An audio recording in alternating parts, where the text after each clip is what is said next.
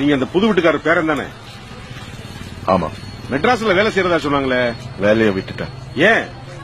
மாசம் 2 லட்சம் சம்பளம் தரேன்னு சொன்னாங்க. பிடிக்கல. மாசம் 2 லட்சம் ரூபாய் சம்பளம் வேணாமா? அப்புறம் இனிமே இங்கதான். இங்கயா? இங்க என்ன பண்ண போறீங்க? விவசாயம். என்ன தம்பி, என்ன செய்யறோம்னு தெரிஞ்சுதான் செய்றீங்களா? இல்ல லட்சக்கணக்கில் சம்பளம் வாங்குற வேலையை விட்டு விவசாயம் பார்த்தா இந்த டிவியில பேட்டி எடுத்து போடுவாங்கல்ல, அதுக்காகவா? அப்பா 8 மணி ஆச்சுப்பா. 8:30 மணிக்கு கரண்ட் போயிரும். மிஷின்ல மாவாட்ட. என்னங்க தம்பி புதுசா என்னமோ பண்ணிட்டு இருக்கீங்க? இயற்கை முறையில விவசாயம் பண்ணிட்டு இருக்கேன். ஏற்கனவே கோணவாயி, அதுல கொட்டாய் வேறைய கிறுக்கா புடிச்சிருக்கு உனக்கு. தம்பி, இயற்கை விவசாயம் எல்லாம் கதைக்காகாது, மகசூலும் எடுக்க முடியாது. வேற வேலையை பாரு. என்னன்னா கிண்டல் பண்றாங்க? அவங்க கடுக்குறாங்கம்மா டீ கடை பெஞ்ச்.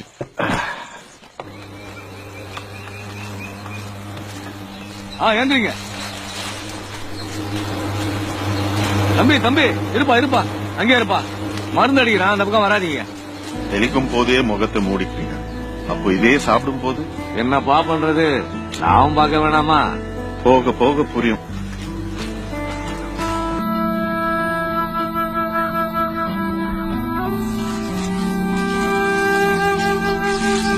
அன்னைக்கே சொன்னோம்ல தம்பி, மாடு மாங்குன்னு உழைச்சாலும் கிடைக்கிறது புண்ணாக்குதே.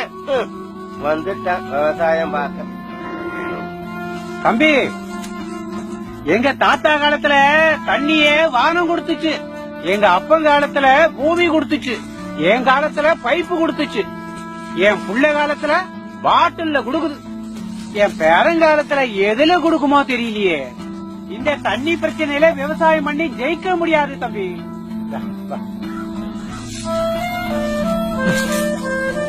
தம்பி இப்போ ஒண்ணும் கெட்டு போல, உங்க நன்மைக்கு தான் சொல்றேன். போய் பார்த்த வேலையை போய் பாருங்க. ஏசி ரூம்ல சம்பாதிச்ச பணத்தை கொண்டாந்து சேத்துல போட்டு எங்களை மாதிரி ஏன் கஷ்டப்படுறீங்க? தெரியாத தொழில தொட்டவனும் கேட்டான், தெரிஞ்ச தொழில விட்டவனும் கேட்டான்.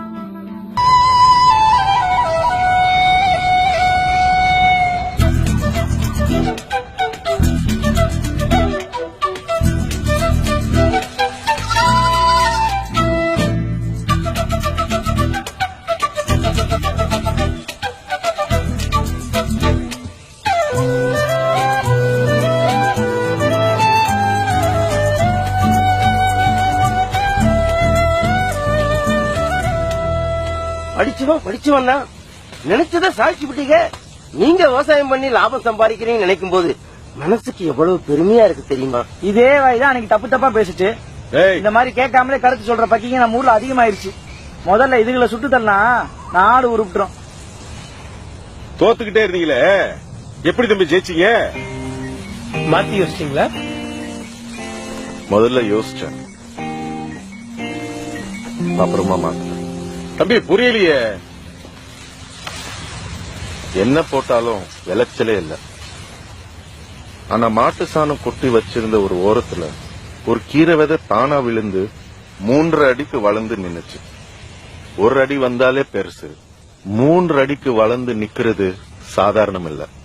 ஏன்னா நான் அதை விதைக்கல, விவசாயம் பண்ணல, ஒண்ணுமே பண்ணல. அப்போ இயற்கை நமக்கு ஏதோ சொல்லுதுன்னு மனசுக்குள்ள தோணுச்சு. சும்மா ஒரு நாள் தோண்டி பார்க்கும்போது 2-3 அடியில மாட்டு சாணம் மட்டும் இருந்துச்சு. மத்தபடி இந்த மண்ணுல ஒண்ணுமே இல்ல. உடனே 30 சதுர அடிக்கு ஒரு பாத்திய கட்டி அதுல 3 அன்னக்கூட ஏறுவ கொண்டு போய் போட்டேன். அது மேல வெந்தய கீரையை விதைச்சேன். முன்னாடி 4 சதுர அடிக்கு 1 கட்டு கீரை தான் கிடைக்கும். இப்போ 1 சதுர அடிக்கு 4 கட்டு கிடைச்சு 30 அடிக்கு 500 ரூபாய் லாபம், 300 ரூபாய். இப்படி ஒவ்வொரு விதையா படிச்சு டெஸ்ட் பண்ண ஆரம்பிச்சேன். இப்ப இது ஒருங்கிணைந்த பண்ணையமா மாறி. இல்ல தம்பி, வயலும் வாழ்வு மாதிரி பாடம் நடத்திட்டீங்க. எனக்கும் அப்படித்தான் இருந்துச்சு. வெரி சாரி தம்பி, மொத்த லாபம் எவ்வளவு கிடைக்கும்? மாசத்துக்கு 1 லட்சம் மேல. ஏன் தம்பி, இயற்கை முறையில விவசாயம் பண்ணா இவ்வளவு லாபம் கிடைக்குமா? ஏன் முடியாது? இயற்கை முறையில விவசாயம் பண்றதுக்கு மண்ணை பதப்படுத்தணும். அதுக்கே 2 வருஷம் ஆகும். அப்படியா? அது வரைக்கும் பல்ல கடிச்சிட்டு இருந்தோம்னா எல்லாருமே எந்திரிச்சிடலாம். இன்னைக்கு ஐடி லெவல்ல வேலை பாக்குறவன் தான் மாசத்துக்கு 1 லட்சம் சம்பாதிக்கிறான். இனிமே விவசாயம் பண்றவன் தான் அப்படி சம்பாதிப்பான்.